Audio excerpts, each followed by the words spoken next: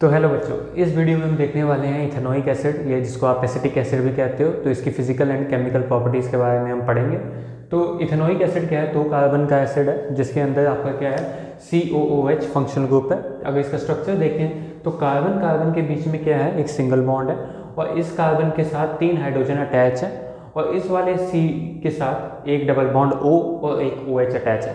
तो ये पूरा जो फंक्शन ग्रुप है ये क्या है, पूरा एक फंक्शन ग्रुप है। इसको क्या हम कहते हैं, कार्बोक्सिलिक एसिड कहते हैं।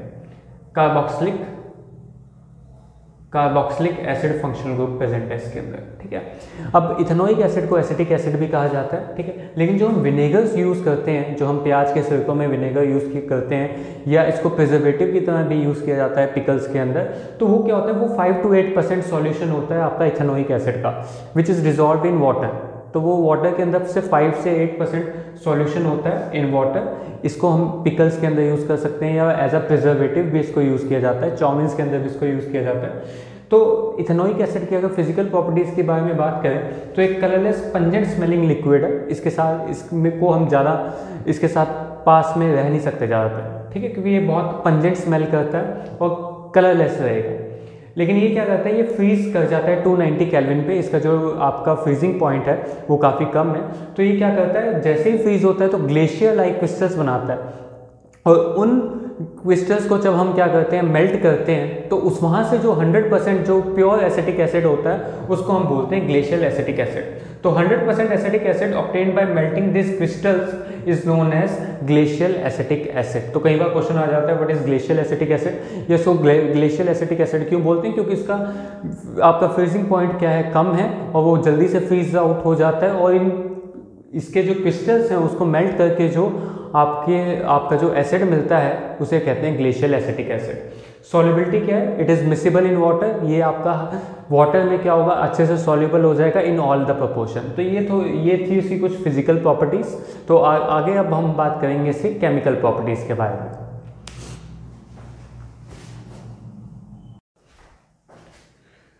तो अब केमिकल रिएक्शन में सबसे पहले बात करते हैं रिएक्शन विद एक्टिव मेटल। ऐसे मेटल्स जो हाइड्रोजन से ऊपर लाई करते हैं एक्टिविटी सीरीज में, वो क्या करते हैं, आपके एसिड के साथ रिएक्ट करके हाइड्रोजन गैस इवॉल्व करते हैं। वो इस हाइड्रोजन को रिप्लेस करते हैं यहाँ पे और इसको क्या करते हैं, इवॉल्व करते हैं हाइड्रोजन गैस की फॉर्म में और यहाँ पे क्या करते हैं, इस एसिड का सॉल्ट बनता है, ठीक है। तो कोई भी एक्टिव मेटल हो जो हाइड्रोजन से ऊपर रिएक्टिविटी सीरीज में लाई कर लो, तो वो क्या करेगा, इस हाइड्रोजन के साथ रिएक्ट करके क्या करेगा, आपका यहाँ से हाइड्रोजन गैस इवॉल्व करेगा और आपको क्या बना के दे देगा, इस एसिड का सॉल्ट, ठीक है।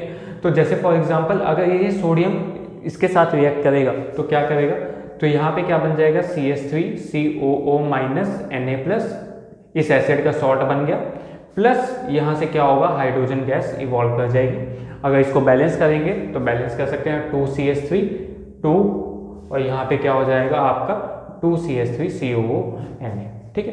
अब क्योंकि ये एसिड क्या था, इथेनोइक एसिड, और इसका सॉल्ट बन गया यहाँ सोडियम के साथ, इसको बोलेंगे सोडियम इथेनोएट। इसका नाम है सोडियम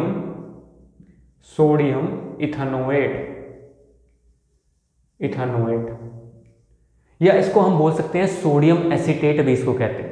अब जैसे सोडियम की तो वैलेंसी 1 थी, इस वजह से ये नॉर्मल सॉल्ट बना, इसका +1 वैलेंसी के साथ सॉल्ट बना। अब मैग्नीशियम क्या करेगा, मैग्नीशियम की वैलेंसी +2 है, तो क्या करेगा, मैग्नीशियम कैसे सॉल्ट बनाएगा। अब मैग्नीशियम क्या करेगा, क्योंकि वैलेंसी 2 है तो मैग्नीशियम क्या करेगा, इस तरीके से इसकी वैलेंसी का जो 2 इधर जाएगा, ठीक है, और Mg इधर आ जाएगा, प्लस H2 गैस इवॉल्व हो जाएगी। तो H2 जो गैस है ये आपकी इवॉल्व होगी क्योंकि हाइड्रोजन रिप्लेस हो रहा है, ठीक है। तो जब आपकी यहाँ पे हाइड्रोजन रिप्लेस होगी तो यहाँ पे क्या बन गया, अब यहाँ पे मैग्नीशियम का सॉल्ट बना है तो इसको बोलेंगे आपका मैग्नीशियम एसीटेट भी कह सकते हैं, या मैग्नीशियम इथेनोएट भी कह सकते हैं, या हम इसको कह सकते हैं मैग्नीशियम इथेनोएट। तो इथेनोएट, ठीक है।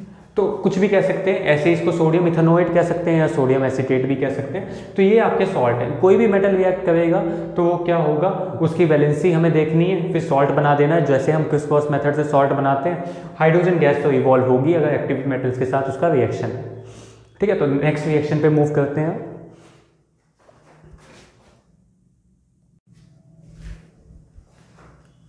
तो अगला रिएक्शन है हमारा reaction of acetic acid with alkali और बेसिस।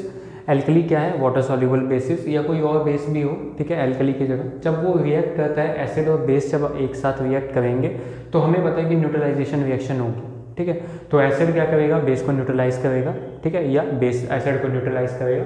तो एसिड और बेस जब आपस में मिलेंगे तो वो क्या बनाएंगे, सॉल्ट प्लस पानी। ठीक है, तो it is called neutralisation reaction. तो कोई भी बेस हो सकता है, NaOH, KOH, तो उस हिसाब से क्या हो जाएगा, यहाँ पे सॉल्ट का नाम चेंज हो जाएगा। जैसे सोडियम अभी यहाँ पे क्या है, इथेनोएट, अगर यहाँ पे KOH हो जाता तो पोटेशियम इथेनोएट हो जाता। ठीक है, तो इसको सोडियम एसीटेट भी कह सकते हैं, प्लस पानी बनेगा, तो आपका नॉर्मल न्यूट्रलाइजेशन रिएक्शन है। लेकिन रिएक्शन जब भी हम क्या करें, हमारा एसिडिक एसिड जो है Na2CO3 या NaSCO3 कार्बोनेट्स और बाइकार्बोनेट्स के साथ रिएक्ट करेगा तो हमें क्या मिलेगा, सॉल्ट तो मिलेगा ही मिलेगा, लेकिन उसके साथ CO2 गैस भी मिलेगी और हमें क्या मिलेगा, पानी मिलेगा। CO2 गैस भी मिलेगी और पानी भी मिलेगा। अब इसको टेस्ट की तरह कैसे किया जा सकता है, अगर Na2CO3 या NaSCO3 कार्बोनेट और बाइकार्बोनेट डाल के गैस जो CO2 गैस आएगी वो क्या आएगी, ब्रिस्क एफरवेसेंस बनाएगी। ठीक है, ब्रिस्क एफरवेसेंस बनाएगी। तो ब्रिस्क एफरवेसेंस बनाना इसका एक कैरेक्टरिस्टिक है। तो इससे हमें पता चल जाएगा कि कोई एसिड फंक्शनल ग्रुप प्रेजेंट है। अब उसको कंफर्म कैसे करेंगे, इस CO2 को हम क्या करेंगे, लाइम वाटर से पास कर देंगे। अब लाइम वाटर क्या है, कैल्शियम हाइड्रोक्साइड का सॉल्यूशन है। जैसे ही हमने फ्रेशली प्रिपेयर्ड जो हमारा लाइम होना चाहिए वो क्या होना चाहिए, बिल्कुल फ्रेशली प्रिपेयर्ड होना चाहिए। तो जैसे ही हम उसके अंदर COH होल ट्वाइस के अंदर CO2 गैस यहाँ से पास करेंगे, इस कार्बोनेट से निकली हुई या बाइकार्बोनेट से निकली हुई, तो CO2 क्या करेगी, इस CaOH होल ट्वाइस को CaCO3 that is calcium carbonate के अंदर कन्वर्ट कर देगी और हमें पानी क्या मिलेगा, एज अ बाई प्रोडक्ट मिलेगा। तो इस सॉल्यूशन जैसे ही हम इसको CO2 को पास करेंगे, ये जो सॉल्यूशन हो जाएगा वहाँ पे क्या आएगा, मिल्कीनेस आ जाएगी, वो सॉल्यूशन टर्बिड हो जाएगा, बिल्कुल वाइट कलर का सॉल्यूशन हो जाएगा, बिकॉज कैल्शियम कार्बोनेट पानी के अंदर सॉल्युबल नहीं होता। ठीक है, तो इन दोनों रिएक्शंस को हम यूज़ करते हैं टू डिटेक्ट द आपका एसिड फंक्शनल ग्रुप जो है उसको डिटेक्शन के लिए यूज़ करते हैं। हमें CO2 एक इंडिकेशन देती है कि हाँ कि एसिड फंक्शनल ग्रुप प्रेजेंट है, लेकिन उसको कंफर्म करने के लिए हम क्या करते हैं, लाइम वाटर टेस्ट किया जाता है। चलो अब अगले रिएक्शंस की तरफ मूव करते हैं।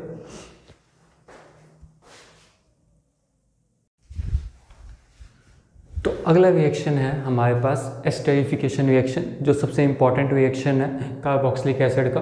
काफ़ी बार बोर्ड के अंदर आया भी है रिएक्शन लिखने को। तो एस्टरिफिकेशन का मतलब क्या है, esters are the sweet smelling substances जो हम परफ्यूम्स के अंदर यूज़ करते हैं, या हमारे जो जितने भी खाना बनाने के आइटम्स होते हैं उसके अंदर भी इसको यूज़ किया जाता है। ठीक है, तो एस्टरिफिकेशन रिएक्शन क्या है, तो reaction between carboxylic acid and alcohol to form ester in presence of acid catalyst. तो एस्टरिफिकेशन रिएक्शन जो होगा वो किसके प्रेजेंस में होगा, हमेशा एसिड चाहिए, एक अल्कोहल चाहिए और उनको कैटलिस्ट की एक ज़रूरत है। और वो कैटलिस्ट क्या है आपका, कोई भी मिनरल एसिड हो सकता है, जैसे H2SO4 या HCl भी यूज़ करते हैं। तो एसिड का होना ज़रूरी है क्योंकि एसिड इस रिएक्शन को क्या करता है, थोड़ा फास्ट कर देता है। ठीक है, अब क्या करना है, जैसे ये हमारा एसिड मॉलिक्यूल है, ठीक है, ये हमारा एसिड है, तो एसिड ये हमारा क्या है, एसिटिक एसिड है या इथेनोइक एसिड है।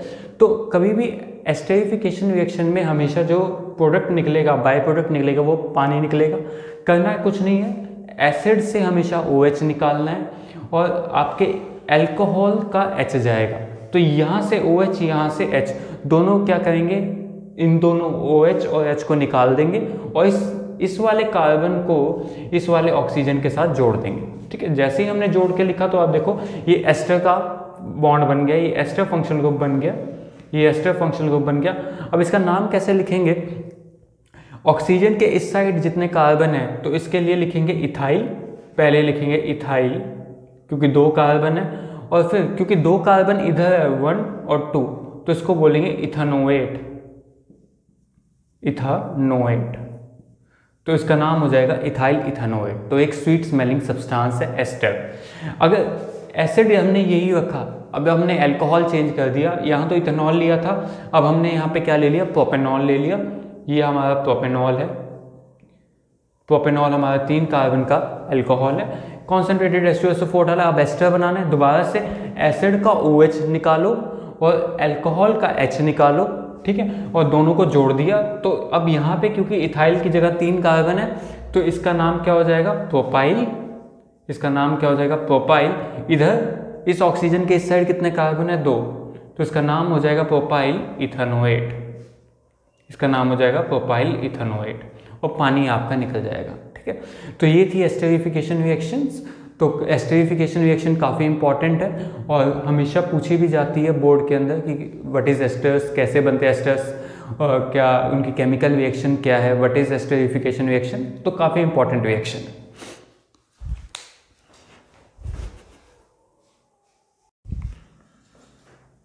तो जो लास्ट रिएक्शन है हमारे एसिड्स की वो है हाइड्रोलिसिस रिएक्शन। अब हाइड्रोलिसिस का मतलब क्या होता है, हाइड्रोलिसिस का मतलब है कि आपने क्या किसी सब्सटेंस के अंदर क्या डाला है, आपने NaOH कोई भी बेस डाल सकते हो आप, ठीक है, या उसके अंदर एसिड डाल रहा है। तो हाइड्रोलिसिस का मतलब क्या है, हमने उस सब्सटेंस के बीच के जो बॉन्ड्स हैं वो क्या है, तोड़ने हैं। अब अगर हाइड्रोलिसिस रिएक्शन अब हम इसकी बात करें तो जब हम एस्टर का हाइड्रोलिसिस करेंगे, जब हम उसका एल्कलाइन मीडियम में हाइड्रोलिसिस करते हैं, जैसे NaOH डाल के उसको हीट करते हैं, तो इस रिएक्शन को हम बोलते हैं सैपोनिफिकेशन रिएक्शन। जब हम इस एस्टर्स की जगह हम फैटी एसिड्स ले लेते हैं, फैटी एसिड्स भी क्या होते हैं, एस्टर्स होते हैं। जैसे फॉर एग्जांपल जो वेजिटेबल सॉइल होते हैं उसके अंदर फैटी एसिड्स होते हैं, जब उनका सैपोनिफिकेशन किया जाता है तो हमें सोप्स मिलती है, ठीक है। तो basically this reaction is used in making soaps. तो किसी भी एस्टर का आप हाइड्रोलिसिस करोगे, चाहे वो एसिडिक मीडियम, चाहे वो बेसिक मीडियम हो, चाहे वो एसिडिक मीडियम हो, ठीक है। बेसिक मीडियम में हमें सॉल्ट मिलता है और एसिडिक मीडियम में हमें एसिड मिलता है। अब करना कैसे है, जैसे अब आपने NaOH डाला या KOH भी डाल सकते हैं, आपने बेसिक मीडियम ले हुए आप, ठीक है। तो हमें क्या करना है, एस्टर का जो ये वाला बॉन्ड है C डबल बॉन्ड O, तो इसके बीच में हमें क्या करना है, ब्रेक देना है, इसको तोड़ना है। यहाँ पे हम क्या लगाएंगे, ONA लगाएंगे और इसको अल्कोहल में कन्वर्ट कर देंगे। तो ये वाला पार्ट किस में जाएगा, अल्कोहल में जाएगा, और ये वाला पार्ट किस में जाएगा, आपका यहाँ पे ONA जुड़ जाएगा, ठीक है। तो जैसे ही आप देखोगे इधर क्या लगेगा, CH3CONA, तो ये तो सॉल्ट बन गया और यहाँ पे क्या बन गया, आपकी अल्कोहल बन गई, इथाइल अल्कोहल बन गई। सेम काम, सेम एस्टर हमने यहाँ पे लिया इथाइल इथेनोएट, उसको बीच में से ब्रेक किया। अब क्योंकि एसिड है, ठीक है, तो यहाँ पे क्या होगा, यहाँ पे OH लग जाएगा, ठीक है, और यहाँ पे क्या हो जाएगा, यहाँ पे H अटैच हो जाएगा, ठीक है। तो एसिड के केस में भी क्या होगा, यहाँ पे इथेनोइक एसिड बनेगा और यहाँ पे इथाइल अल्कोहल बनेगा। बस फर्क इतना है, जब आप अल्कलाइन मीडियम लेते हैं तो हमें सॉल्ट मिलता है, ठीक है, और इसी रिएक्शन को हम बोलते हैं सैपोनिफिकेशन, इसी से हम सोप्स बनाते हैं। आई होप ये वीडियो आपको इन्फॉर्मेटिव लगी हो। Thanks for watching.